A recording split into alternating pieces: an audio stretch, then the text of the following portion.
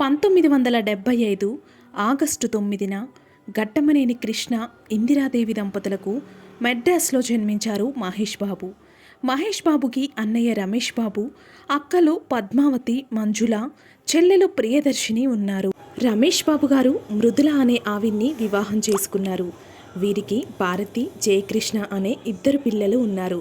పెద్దక్క పద్మావతి గల్లా జయదేవ్ గారిని వివాహం చేసుకున్నారు. చిన్నక్క మంజుల సంజయ్ స్వరూప్ గారిని వివాహం చేసుకున్నారు. చెల్లెలు ప్రియదర్శిని పోసాని సుధీర్ బాబుని వివాహం చేసుకున్నారు.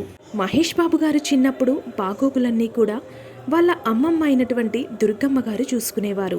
వాళ్ళ అమ్మమ్మ గారు మహేష్ కోసం ఎన్నో రకాల వంటలు వండేవారట. అతన్ని ఎంతో ప్రేమగా చూసేవారు. వాళ్ళ ఊరు అయినటువంటి బర్రెపాలెం తీసుకువెళ్లారు. అక్కడ పల్లె వాతావరణంని అలవాటు చేసేవారు. వాళ్ళ ఇంట్లో మహేష్ బాబు గారిని, ప్రియదర్శిని గారిని ఎంతో ముద్దుగా చూసేవారట. ఎందుకంటే వాళ్ళిద్దరే ఆ ఇంట్లో చిన్న పిల్లలు కాబట్టి. మహేష్ బాబు గారికి 4 years ఉన్నప్పుడు సరదాగా కృష్ణ గారు పిల్లలందరినీ తీసుకొని ఊటీకి వెళ్ళేవారట. కృష్ణ గారు ప్రతి సమ్మర్లో షూటింగులకు దగ్గరగా ఉండేటట్లు, అలాగే పిల్లలు కూడా సరదాగా ఉండడం కోసం షూటింగ్స్ అన్నీ కూడా ఊటీలో ప్లాన్ చేసుకునేవారట. ఆ టైంలో మహేష్ బాబు గారికి 4 సంవత్సరాల వయసు ఉన్నప్పుడు నీడా సినిమా షూటింగ్ కూడా ఊటీలోనే ప్లాన్ చేశారట. అయితే అప్పుడు ఆ సినిమా డైరెక్టర్ దాసరి నారాయణరావు గారు. అప్పుడు ఆ సినిమా టైంలో మహేష్ని చూసిన దాసరి నారాయణరావు గారు మహేష్కి కూడా ఒక చిన్న పాత్ర ఇద్దామా అని కృష్ణ గారిని అడిగారట. అప్పుడు కృష్ణ గారు వాడు చేస్తానంటే నాకేమీ అభ్యంతరం లేదని చెప్పారట.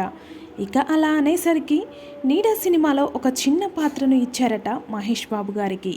నీడా సినిమాలో రమేష్ బాబు గారు హీరోగా చేశారు. అందులో ఒక చిన్న పాత్రను మాత్రమే మహేష్తో చేయించారు. ఇక ఆ తర్వాత మహేష్ని మెడ్రాస్లోని పద్మశేషాద్రి స్కూల్లో జాయిన్ చేశారు. ఇక అలా చదువుకుంటూ ప్రతి సమ్మర్ హాలిడేస్లో కృష్ణ గారితో కలిసి ఊటీకి వెళ్ళేవారట. ఆ టైంలో కృష్ణ గారు ఊటీలో ఏ సినిమాలో చేస్తుంటే ఆ సినిమాలో మహేష్కి కూడా ఒక చిన్న పాత్ర ఇచ్చేవాళ్ళట. నీడా సినిమా తర్వాత మహేష్ నటించిన 2వ సినిమా పోరాటం. ఇక వాటి తర్వాత శంకారావం, బజారు రౌడీ, గూఢచారి 117, కొడుకు దిద్దిన కాపురం, ముగ్గురు కొడుకులు, బాలచంద్రులు, అన్నా తమ్ముడు, మొత్తం 9 సినిమాల్లో బాలనటుడిగా నటించారు. కొడుకు దిద్దిన కాపురంలో మహేష్ బాబు డబల్ రోల్ని పోషించారు. 1989వ సంవత్సరంలో బాలచంద్రుడు, అన్నా తమ్ముడు ఈ 2 సినిమా షూటింగ్స్ ఒకేసారి జరగడం, డేట్స్ క్లాష్ రావడంతో ఆ సంవత్సరం సమ్మర్ హాలిడేస్ అయిపోయిన తర్వాత కూడా, అంటే జూలై, ఆగస్టులో కూడా నటించాల్సి వచ్చింది. దాంతో ఆ సంవత్సరం చదువు పాడయ్యింది. స్కూల్ యాజమాన్యంతో మహేష్ అమ్మమ్మ గారు మాట్లాడినా కూడా మహేష్ని స్కూల్లో జాయిన్ చేసుకోలేదు. దాంతో కృష్ణ గారు మహేష్ని పిలిపించి, ఇక నువ్వు సినిమాలు చేయొద్దు, చదువుకో, డిగ్రీ కంప్లీట్ అయ్యాక చేద్దువు గాని అని అన్నారు. కృష్ణ గారు ఏం చెబితే ఇంట్లో అందరూ అదే పాటించేవాళ్ళు. కానీ ఇంట్లో బాధ్యత అంతా రమేష్ బాబు గారే చూసుకునేవారు. మహేష్ బాబుకి ఏం కావాలన్నా రమేష్ బాబు గారే ఇచ్చేవారు. రమేష్ బాబు అంటే మహేష్కి తండ్రితో సమానం. అయినప్పటికీ ఆయన్ని అంత గౌరవంగా చూస్తారు. 1989 తర్వాత మహేష్ సినిమాలో నటించలేదు. ఆ తర్వాత మహేష్ బాబు లయోలా కాలేజీలో జాయిన్ అయ్యారు. అయితే కాలేజీలో చదువుతున్నాడు కానీ ఎంత తొందరగా డిగ్రీ కంప్లీట్ అవుతుందా, షూటింగ్స్లో పాల్గొంటానా అనుకునేవాడు. అదే టైంలో, అంటే inter 2nd year చదువుతున్నప్పుడే SV Krishna Reddy గారు యమలీలా సినిమా కోసం మహేష్ బాబుని అడిగారు. కానీ కృష్ణ గారు వద్దనేశారు. డిగ్రీ అయ్యాకనే హీరోగా చేస్తాడు, ఇప్పుడు హీరోగా చేశాడంటే వాడి చదువు మీద దృష్టి పెట్టడు, దాంతో వాడి చదువు ఆగిపోతుంది, వాడు డిగ్రీ కంప్లీట్ అయ్యాక ఖచ్చితంగా మీ డైరెక్షన్లో సినిమా చేస్తాడు అని ఎస్వి కృష్ణారెడ్డి గారికి కృష్ణ గారు సారీ చెప్పి మరీ ఆ అవకాశాన్ని తిరస్కరించారు. అలా కృష్ణ గారిని చాలామంది మహేష్ని హీరోగా చేయాలని అడిగారు. కానీ కృష్ణ గారు వద్దనేశారు. మహేష్ బాబు కాలేజీ నుండి వస్తుంటే రమేష్ బాబు గారు షూటింగ్స్ నుండి వచ్చేసేవారట. ఇద్దరు షూటింగ్స్ గురించి ఫుల్గా మాట్లాడుకునేవారట. కానీ రమేష్ బాబు షూటింగుల్లో జరిగే నష్టాల గురించి, సినీ పరిశ్రమలో కెరియర్ అంటే అంత ఆషామాషీ కాదని, అందుకే నువ్వు బాగా చదువుకో, ఒకవేళ సినీ పరిశ్రమలో నీ కెరియర్ బాగోలేకపోయినా చదువు నిన్ను కాపాడుతుంది అనేవారట. రమేష్ బాబు హీరోగా చేసినా కూడా సక్సెస్ కాలేదు. ఆ తర్వాత సహాయ నటుడిగా చేయమని కృష్ణ గారు సలహా చెప్పారు. అలా చేసినా కూడా ఆయన సక్సెస్ అవ్వలేకపోయారు. అందుకే మహేష్ బాబుకి తన కెరియర్ గురించి చెబుతూ జాగ్రత్తలు పాటించమని చెప్పేవారు. 1997లో కృష్ణ గారు రోజా నటించిన ఎన్కౌంటర్ సినిమాతో రమేష్ బాబు తన నట జీవితానికి పులి స్టాప్ పెట్టేశారు. ఆ తర్వాత తమ్ముడు మహేష్ని హీరోగా చేయాలని ప్లాన్ చేశారు. అప్పటికి మహేష్ బాబు డిగ్రీ కంప్లీట్ చేశారు. మహేష్ బాబుని హీరోగా లాంచ్ చేయాలనే విషయం తెలిసి శ్రీనివాసరావు గారు మహేష్ని దృష్టిలో పెట్టుకొని ఒక లవ్ స్టోరీ సిద్ధం చేశారు. కానీ అది కృష్ణ గారికి నచ్చలేదు. కృష్ణ గారు గులాబీ, నిన్నే పెళ్లాడుతా, సింధూరం సినిమాలు చూశారు. ఆ సినిమాలు టేకింగ్ నుంచి కృష్ణవంశీ గారిని పిలిపించి, నీ టేకింగ్ చాలా బాగుందయ్యా, మహేష్ని లాంచ్ చేస్తావా అని అడిగారు. సూపర్ స్టార్ కొడుకును లాంచ్ చేయడం అంటే తలకు మించిన భారం అని భావించిన కృష్ణవంశీ సున్నితంగా ఆ అవకాశాన్ని నిరాకరించి, ఫస్ట్ సినిమా అయితే చేయలేను, సెకండ్ సినిమా అయితే మహేష్తో ఖచ్చితంగా చేస్తాను అని కృష్ణ గారితో చెప్పి వచ్చేశారు. ఆ తర్వాత బి గోపాల్ గారిని అనుకున్నారు. కానీ ఆయన కూడా కుదరలేదు. అయితే కృష్ణ గారు తన సొంత బ్యానర్లోనే మహేష్ని లాంచ్ చేయాలని అనుకున్నారు.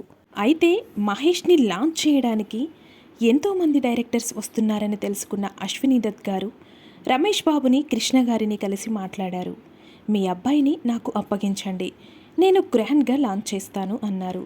అంత పెద్ద ప్రొడ్యూసర్ చేతిలో మహేష్ని పెడితే తనకేమీ టెన్షన్ ఉండదని కృష్ణ గారు భావించి ఓకే చెప్పారు. అశ్విని దత్ గారు రాఘవేందర్ రావు గారిని కలిసి కృష్ణ గారి రెండవ అబ్బాయి మహేష్ని లాంచ్ చేయాలి అన్నారు.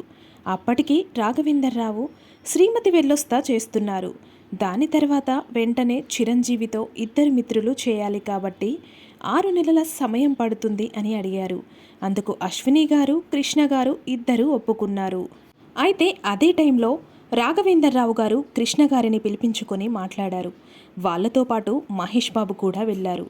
రాఘవేందర్ రావు గారు, మహేష్ బాబు అంతకు ముందు నుంచి క్లోజ్ ఫ్రెండ్స్గా ఉండేవారు. మహేష్ రాఘవేందర్ రావు గారిని మామయ్య అని పిలిచేవారు. ఇద్దరూ మాట్లాడుకునేటప్పుడే అశ్విని దత్ గారు కూడా వచ్చారు. ఆయన కూడా మాట్లాడి స్టోరీ గురించి డిస్కషన్ చేశారు. ఈ మీటింగ్ జరిగిన 6 నెలల తర్వాత రాజకుమారుడు కథ మొదలయ్యింది. నటన కోసం మహేష్ ఎలాంటి శిక్షణ తీసుకోలేదు. కానీ పూణే, రాజస్థాన్లో గుర్రపు స్వారీ ఫైటింగ్స్ నేర్చుకున్నారు. రాఘవేందర్ రావు గారి దర్శకత్వంలో వైజయంతి మూవీస్లో మహేష్ బాబు హీరోగా కొత్త సినిమా మొదలవుతుందన్న వార్త తెలియగానే కృష్ణ గారి అభిమానులు పండగ వాతావరణాన్ని సృష్టించారు. 1998 ఆగస్టు 9న అంటే మహేష్ బాబు గారి పుట్టినరోజున అప్పటి ముఖ్యమంత్రి నారా చంద్రబాబు నాయుడు ముఖ్య అతిథిగా వచ్చేసి క్లాప్స్ కొట్టారు. అప్పటికి కాస్ట్యూమ్ ఏమీ ఎంపిక చేయలేదు. రాఘవేందర్ రావు ఆగమేఘాల మీద ఇద్దరు మిత్రులు షూటింగ్స్ పూర్తి చేసి రాజకుమారుడు కథ మీద పడ్డారు. సత్యం పరుచూరి బ్రదర్స్ కో డైరెక్టర్స్ జాస్తి హేమేందర్, భూపతి రాజా ఈ టీం అంతా కూడా రాజకుమారుడు కథ మీద కసరత్తులు చేశారు. ఆ డిస్కషన్లో చాలా మార్పులు చేర్పులు చేశాక రాజకుమారుడు కథ సిద్ధమయ్యింది. హీరోయిన్గా అంజలా జవేరి అనుకున్నారు. కానీ ఈలోగా ప్రేమంటే ఇదేరా సినిమాలో ప్రీతి జింటాని చూసిన రాఘవేందర్ రావు ఆమెనే మహేష్కి జోడీగా సెలెక్ట్ చేశారు. మ్యూజిక్ డైరెక్టర్గా మణిశర్మ గారిని సెలెక్ట్ చేశారు. 1999 జనవరి 26న షూటింగ్ స్టార్ట్ చేశారు. ఈ సినిమా షూటింగ్లో ఒకరోజు మహేష్ బాబు, ప్రీతి జింట ఒకే కూల్ డ్రింక్లో 2 స్టార్లు వేసుకుని డ్రింక్ తాగాలి. అయితే మహేష్ బాబు సిగ్గుతో చాలా టేక్స్ తీసుకున్నాడట. దాంతో రాఘవేందర్ రావు గారు అలా కాదు ఇలా చెయ్యి, ఇలా కాదు అలా చెయ్యి అని అనేవారట. అయితే మహేష్కి కోపం వచ్చి నువ్వే చెయ్యి మామయ్య అని అక్కడి నుండి వెళ్ళిపోయారట. రాఘవేందర్ రావు గారు వెళ్ళి మహేష్ బాబుని బుజ్జగించి ఆ షాట్ ఓకే చేశారు. రాఘవేందర్ రావు గారి దగ్గర మహేష్ బాబు క్లోజ్గా ఉండడం వల్ల అలా అనేవారట. రాజకుమారుడు షూటింగ్ రాఘవేంద్రరావు గారు కేవలం 5 నెలల్లోనే పూర్తి చేసి 1999 జూన్ 28న 78 ఫ్రేమ్లతో 116 థియేటర్లలో గ్రాండ్గా రిలీజ్ చేశారు. కృష్ణ గారి అభిమానులు కటౌట్లతోనూ పాలాభిషేకాలతోనూ పూలాభిషేకాలతోనూ ఆ రోజు పండగ చేసుకున్నారు. 4 కోట్లతో నిర్మించిన రాజకుమారుడు 10 కోట్ల 51 లక్షలు వసూలు చేసింది. ఈ సినిమా సూపర్ హిట్ అయినందుకు అశ్విని దత్ గారు సంతోషంగా 25 లక్షల రూపాయలు మహేష్ బాబుకి రెమ్యునరేషన్ ఇచ్చారు. నిజానికి డెబ్యూ మూవీలో ఏ హీరోకి ఇలాంటి అమౌంట్ ఇవ్వరు నిర్మాతలు, అది రూల్. కానీ లాభాలు వస్తే మాత్రం కొంతమంది నిర్మాతలు ఇస్తారు. అదే అశ్విని దత్ గారు చిరుత మూవీకి రెమ్యునరేషన్గా 3 కోట్ల 51 లక్షలు రామ్ చరణ్ గారికి ఇచ్చారు. రాజకుమారుడు సూపర్ హిట్ అవ్వడంతో మహేష్ బాబు డేట్స్ కోసం ఎంతోమంది నిర్మాతలు ఎగబడ్డారు. కానీ ఇచ్చిన మాట ప్రకారం కృష్ణవంశీకి డేట్స్ ఇచ్చారు. మహేష్కి కృష్ణవంశీ గారు చెప్పిన కథ బాగా నచ్చింది. కృష్ణ గారికి కూడా చెప్పాలని మహేష్ బాబు కృష్ణవంశీ వెళ్ళారు. కానీ అతను వినలేదు. ఎవరి కథలు వారే విని జడ్జిమెంట్ చేసుకోవాలి. ఈ కథ పోయినా కూడా తర్వాత జడ్జిమెంట్ తెలుస్తోంది. అదే నేను చేశాను అంటే తర్వాత కథ కూడా నా మీదే డిపెండ్ అవుతారు. కాబట్టి మహేష్ బాబు కథలు మహేష్ బాబు వినాలి. సినిమా పోయినా హిట్ అయినా అతనిదే బాధ్యత, నాకేమీ సంబంధం లేదు అని ఒక స్టేట్మెంట్ ఇచ్చేశారు. దాంతో మహేష్ బాబు అప్పటి నుంచే కథలు వినడం అలవాటు చేసుకున్నారు. అయితే కృష్ణవంశీ తీసుకున్న మురారి సినిమా చాలా లేట్ అవుతుందని తెలిసి ఈలోగా నీకేదైనా డేట్స్ అడ్జస్ట్ అయితే మరో సినిమా చేయొచ్చని కృష్ణవంశీ గారు చెప్పారు. అప్పుడే వైవిఎస్ చౌదరి గారు మహేష్కి ఒక స్టోరీ చెప్పారు. అదే యువరాజు సినిమా. యువరాజు సినిమా షూటింగ్ స్టార్ట్ అయ్యాక డి గోపాల్ గారి డైరెక్షన్లో ఆయన తమ్ముడు శేషగిరిరావు ఇద్దరూ కలిసి నిర్మాతలుగా వ్యవహరించి వంశీ సినిమాని మొదలుపెట్టారు. హీరోయిన్గా నమ్రతా శిరోద్కర్ గారిని ఎంపిక చేశారు. వంశీ సినిమా షూటింగ్ జరుగుతున్నప్పుడే నమ్రతా శిరోద్కర్ గారు మహేష్ బాబు ఇద్దరూ ప్రేమించుకోవడం మొదలుపెట్టారు. యువరాజు వంశీ సినిమాలు 2000 సంవత్సరంలోనే రిలీజ్ అయ్యాయి. ఈ 2 సినిమాలు పెద్దగా లాభాలు తేలేదు. దాంతో యువరాజు నిర్మాత వైవిఎస్ చౌదరి గారు మహేష్కి ఇవ్వాల్సిన రెమ్యునరేషన్ ఇవ్వలేదు. 2001 ఫిబ్రవరి 17న మురారి సినిమా రిలీజ్ అయి సూపర్ డూపర్ హిట్ అయ్యింది. యథార్థ సంఘటన ఆధారంగా తీసిన సినిమా ఇది. ఈ సినిమా క్లైమాక్స్లో కథపరంగా మహేష్ బాబు పాత్రని చంపేయాలనుకున్నాడు కృష్ణవంశీ. కానీ అతని టీం అందుకు ఒప్పుకోకపోవడంతో ఆ పాత్రని బతికేలా చేశారు. మహేష్ బాబు కెరియర్లోనే commercial super hit movie Murari cinema. ఈ సినిమా చూసిన కృష్ణ గారు మహేష్ బాబు భుజం మీద చెయ్యి వేసి అభినందించారు. ఆ అభినందన మహేష్ బాబు ఎప్పటికీ మర్చిపోలేను అని చెబుతూ ఉంటారు. ఆ తరువాత జేఎంసీ పరంజీ డైరెక్షన్లో టక్కరి దొంగ సినిమా మొదలయ్యింది. ఆ సినిమా మొదలైన కొన్ని రోజులకి శోభనా గారి డైరెక్షన్లో బాబీ మొదలయ్యింది. ఈ 2 సినిమాలు జరుగుతున్నప్పుడే గుణశేఖర్ గారు ఒక్కడే సినిమా స్టోరీ చెప్పారు. ఈ స్టోరీ మహేష్ బాబుకి చాలా బాగా నచ్చింది. ఈలోగా టక్కరి దొంగ 2002 జనవరిలో రిలీజ్ అయ్యింది. ఈ సినిమా భారీ డిజాస్టర్గా నిలిచింది. దాంతో మహేష్ బాబు నెల రోజుల వరకు బయటికి రాలేదట. నెల రోజుల తర్వాత ఆ బాధ నుండి బయటపడి మహేష్ బాబు గుణశేఖర్ ఇద్దరూ కలిసి ఉషా కిరణ్ మూవీస్లో ఆ కథ తీయాలనుకుని రామోజీరావుని కలిశారు. కానీ రామోజీరావు గారు కథ వినగానే కథ చాలా బాగుంది, కానీ భారీ సెట్స్ వేయాలంటే నా వల్ల కాదనేశారు. ఈ విషయం ఎంఎస్ రెడ్డి గారికి తెలిసింది. ఆయన గుణశేఖర్కి ఫోన్ చేసి మీరు చెప్పాలనుకుంటున్నవన్నీ నాకు చెప్పండి, నాకు నచ్చితే పెట్టుబడి పెడతాను అని చెప్పారట. వెంటనే మహేష్ బాబు గుణశేఖర్ ఇద్దరూ కలిసి శబ్దాలయకి వెళ్ళారు. శబ్దాలయలో ఎంఎస్ రెడ్డి గారికి కథ చెప్పారు. ఎంఎస్ రెడ్డి గారు కథ విషయంలో కొన్ని మార్పులు చెప్పారు. ఆ మార్పులు నచ్చక శబ్దాలయ నుండి బయటికి వచ్చేశారు గుణశేఖర్ మహేష్ బాబు. గుణశేఖర్ మహేష్ బాబు ఇద్దరు పద్మాలయ స్టూడియోలో కూర్చొని చర్చించుకొని ఈ కథకి సరి అయిన నిర్మాత ఎంఎస్ రాజు గారే అనే ఒక నిర్ణయానికి వచ్చారు. వెంటనే ఎంఎస్ రాజు గారికి ఫోన్ చేసి పద్మాలయకి ఒకసారి రాగలరా అని అడిగారు. ఆయన పద్మాలయకి వచ్చి గుణశేఖర్ గారు చెప్పిన కథ విన్నారు. కథ అయితే బాగుంది, నాకు చాలా బాగా నచ్చింది అన్నారు ఎంఎస్ రాజు గారు. అయితే ఒరిజినల్ చార్మినార్లో మనం షూటింగ్ చేయగలమా అని గుణశేఖర్ గారు అడిగారు. ఒరిజినల్ షూటింగ్ అయితే చేయడం చాలా కష్టమని, అవసరమైతే నేను అదే విధంగా ఒక సెట్ వేయగలనని చెప్పారు ఎంఎస్ రెడ్డి గారు. ఎంఎస్ రెడ్డి గారి కమిట్మెంట్ నచ్చి మహేష్ బాబు గుణశేఖర్ ఇద్దరూ ఆయన్ని నిర్మాతగా ప్రొసీడ్ అయిపోమన్నారు. హీరో తర్వాత ముఖ్యమైన పాత్ర ఓబుల్ రెడ్డి పాత్ర. ఈ పాత్ర కోసం ప్రకాష్ రాజ్ని అడిగారు. ప్రకాష్ రాజు ఫుల్ బిజీగా ఉండడంతో డేట్స్ అడ్జస్ట్ చేయలేకపోయారు. దాంతో వెంటనే ఎంఎస్ రాజు గారు గోపీచంద్ను పిలిపించి ఆ పాత్రలో నటించమని అడిగారు. గోపీచంద్ వెంటనే సంతోషంగా ఓకే చెప్పారు. కానీ మళ్ళీ ప్రకాష్ రాజు ఫోన్ చేసి డేట్స్ అడ్జస్ట్ చేయగలనని చెప్పడంతో ఎంఎస్ రాజు గారు ప్రకాష్ రాజు గారిని తీసుకున్నారు. దాంతో మళ్ళీ ప్రకాష్ రాజ్ని ఓపిల్ రెడ్డి పాత్రకి సెలెక్ట్ చేశారు. ఎందుకంటే ఓపిల్ రెడ్డి పాత్రకి ఖచ్చితంగా ప్రకాష్ రాజే న్యాయం చేయగలడని ఎంఎస్ రాజు గారు బాగా నమ్మారు. గోపీచంద్కి తర్వాత సినిమాలో అవకాశం ఇస్తానని ఎంఎస్ రాజు గారు మాటిచ్చారు. ఆయన అనుకున్నట్లుగానే ఆ తర్వాత వర్షం మూవీలో ఒక మంచి అవకాశం ఇచ్చారు. అది మన అందరికీ తెలిసిందే. అయితే ఒక్కడు సినిమా 2002 మార్చిలో షూటింగ్ మొదలయ్యింది. ఈ కథ ప్రకారం అతడే ఆమె సైన్యం అని టైటిల్ అనుకున్నారు. అయితే అప్పటికే ఆ టైటిల్ని వేరే వాళ్ళు రిజిస్టర్ చేసుకోవడంతో ఒక్కడు అని ఫిక్స్ చేశారు. అయితే ఈలోగా మహేష్కి మరో దెబ్బ పడింది. 2002 అక్టోబర్లో బాబీ రిలీజ్ అయి అట్టర్ ఫ్లాప్ అయ్యింది. అయినా కూడా మహేష్ బాబు ఇదేమీ పట్టించుకోలేదు. మహేష్ బాబు ఒక్కడు సినిమా మీద తన కాన్సన్ట్రేషన్ అంతా పెట్టాడు. ఒక్కడు సినిమా షూటింగ్ పూర్తి అయిపోయాక కూడా మహేష్ బాబే దగ్గరుండి మరీ పోస్ట్ ప్రొడక్షన్స్ చేయించారు. 2003 సంక్రాంతికి 165 స్క్రీన్లపై రిలీజ్ అయిన ఒక్కడు సినిమా బ్లాక్ బస్టర్ హిట్ కొట్టింది. ఒక్కడు సినిమా రిలీజ్కి ముందు రోజు అందరూ చాలా టెన్షన్తో ఉన్నారు. బెనిఫిట్ షోకే మహేష్ బాబుకి ఆ సినిమా బ్లాక్ బస్టర్ హిట్ అని అర్థమైపోయింది. ఇక ఆ సినిమా గురించి తిరిగి చూసుకోవాల్సిన అవసరం లేదని ఎంఎస్ రాజు గారికి చెప్పారు.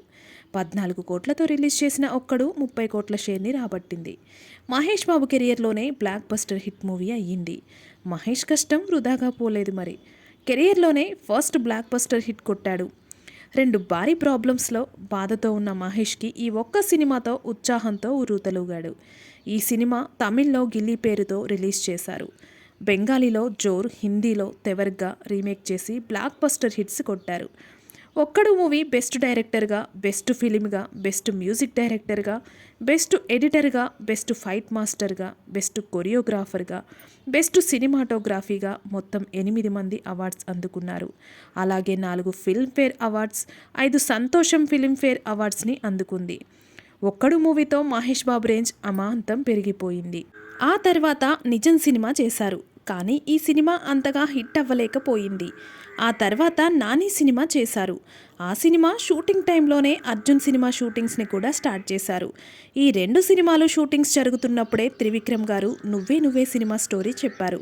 కానీ డేట్స్ అడ్జస్ట్ కాక మహేష్ బాబు గారు ఈ సినిమాని చేయలేకపోయారు. ఇక ఆ తర్వాత అర్జున్ సినిమా కూడా యావరేజ్ అనిపించుకుంది. ఆ తర్వాత అతడు సినిమా చేశారు.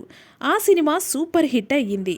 ఈ సినిమా కూడా మహేష్ బాబు కెరియర్లో ఒక బ్లాక్ బస్టర్ హిట్ సినిమాగా నిలిచింది. ఇక అతడు సినిమా టైంలోనే మహేష్ బాబు, నమ్రతా శిరోద్కర్ గారు ఇద్దరు ముంబైలో మ్యారేజ్ చేసుకున్నారు. ఆ మ్యారేజ్ కృష్ణ గారికి అస్సలు ఇష్టం లేదు. ఆ తర్వాత కొద్ది రోజులకే కృష్ణ గారు కూడా మ్యారేజ్ని యాక్సెప్ట్ చేశారు. ఇక ఆ తర్వాత పోకిరి సినిమా చేశారు. ఈ సినిమా సూపర్ డూపర్ హిట్గా నిలిచింది. ఈ సినిమా చాలా రోజులు ఆడింది. ఈ సినిమా తర్వాత మహేష్ బాబు స్టైల్ క్రేజ్ అంతా కూడా మారిపోయింది. ఇక ఆ తర్వాత సైనికుడు మూవీ, కలేజా మూవీ చేశారు. ఈ 2 మూవీస్ కూడా యావరేజ్ అనిపించుకున్నాయి. ఆ తర్వాత దూకుడు చేశారు. ఈ సినిమా సూపర్ హిట్ అయ్యింది. ఇక ఆ తర్వాత పూరి జగన్నాథ్ డైరెక్షన్లో బిజినెస్ మ్యాన్ తీశారు. ఈ సినిమా సూపర్ హిట్ అయ్యింది. ఇక ఆ తర్వాత సీతమ్మ వాకిట్లో సిరిమల్ల చెట్టు మహేష్ బాబుకి మంచి పేరును తీసుకొచ్చింది. ఇక ఆ తర్వాత నేనొక్కడినే, ఆగడు సినిమాలు చేశారు. ఈ 2 మూవీస్ కూడా యావరేజ్గానే నిలిచాయి. ఇక ఆ తర్వాత కొరటాల డైరెక్షన్లో వచ్చిన శ్రీమంతుడు బ్లాక్ బస్టర్ హిట్ అయ్యింది. శ్రీమంతుడు సినిమా టైంలోనే మహేష్ బాబు మహబూబ్ నగర్ జిల్లాలోని బర్రెపాలెం అనే గ్రామాన్ని దత్తత తీసుకున్నారు. ఇక దాంతో మహేష్ బాబు ఇమేజ్ చాలా పెరిగిపోయింది. ఇక ఆ తర్వాత చేసిన బ్రహ్మోత్సవం, స్పైడర్ మూవీస్ నిరాశపరిచాయి. అయినా కూడా ఆ తర్వాత చేసిన భరత్ అనే నేను మూవీ మళ్ళీ బ్లాక్ బస్టర్ హిట్ అయ్యింది. ఆ తర్వాత మహర్షి సినిమా ఇంకా ఇమేజ్ని పెంచింది. ఇక ఆ తర్వాత సర్కారు వారి పాట అనే సినిమా కూడా చేశారు. ఈ సినిమా కూడా సూపర్ హిట్ అయ్యింది. ఇలా మహేష్ బాబు ఎన్నో సినిమాల్లో నటిస్తున్నారు. ఎన్నో సక్సెస్లని అందుకుంటున్నారు. అలాగే మహేష్ బాబు గారు మంచి మనసును కూడా చాటుకుంటున్నారు. తన సంపాదనలో 30% చారిటీకి కేటాయిస్తున్నారు. ఇంతేకాకుండా ఎన్నో సహాయాలు సామాన్యులకి అందిస్తున్నారు మహేష్ బాబు గారు. మహేష్ బాబు గారికి సంబంధించిన ఫైనాన్షియల్ విషయాలన్నీ కూడా తన భార్య నమ్రతా శిరోద్కర్ గారే చూసుకుంటారు. దాంట్లో వచ్చిన లాభాలన్నీ కూడా బిజినెస్లో పెడుతుంటారు. ఇలా నమ్రతా గారు కూడా బిజినెస్లలో సక్సెస్ల బాటలో నడుస్తున్నారు. ఇలా వారు ఎన్నో బిజినెస్లని స్టార్ట్ చేస్తున్నారు. గచ్చిబౌలిలో ఒక థియేటర్ని స్టార్ట్ చేశారు. ఆ థియేటర్ సూపర్గా ఉంటుంది. ఇలా మహేష్ బాబు గారు అన్నింట్లో ముందుంటారు. స్టార్ హీరో ఎవరు అంటే మహేష్ అనే రేంజ్కి వెళ్ళిపోయారు. హాలీవుడ్ ఫీచర్స్ ఉన్న మహేష్ టాలీవుడ్లో ఉండడం గ్రేట్ అని అందరూ అంటుంటారు. ఈ విషయాన్ని సినీ పరిశ్రమలో అందరూ ఒప్పుకుంటారు. ఇది వాస్తవం కూడా. ఈ విషయంలో అందరూ కృష్ణ గారికి థ్యాంక్స్ చెప్తూ ఉంటారు. అలా హాలీవుడ్లో ఎన్ని అవకాశాలు వచ్చినా కూడా మహేష్ బాబు గారు తీసుకోలేదు. ఎన్ని కోట్ల ఆఫర్స్ వచ్చినా కూడా తెలుగు సినిమాలే చేస్తానని చెప్పారు మహేష్ బాబు గారు. మహేష్ బాబు గారి అబ్బాయి గౌతమ్ కృష్ణ 2006లో, పాప సితార 2012లో జన్మించారు. ఇలా మహేష్ బాబు గారు తన కెరియర్లో ఎన్నో విజయాలను అపజయాలను చూస్తూ ఎంతో ఎత్తుకు ఎదిగిపోయారు. ఇలా మహేష్ బాబు గారు ఇంకా మరెన్నో సినిమాలు కూడా చేయాలని మనందరం కూడా కోరుకుందాం. మహేష్ బాబు గారు హీరోగానే కాదు, మంచి వ్యక్తిత్వం ఉన్న మహానుభావుడిగా చాలామంది హృదయాల్లో నిలిచారు. ఇలాంటి మహేష్ బాబు గారికి అంతా మంచి జరగాలని మనందరం కూడా కోరుకుందాం. ఫ్రెండ్స్, ఈ వీడియో కనుక మీకు నచ్చినట్లయితే ప్లీజ్ మన ఛానల్ని సబ్స్క్రైబ్ చేయండి. అలాగే ఈ వీడియోకి ఒక చిన్న లైక్ ఇవ్వడం మాత్రం మర్చిపోకండి.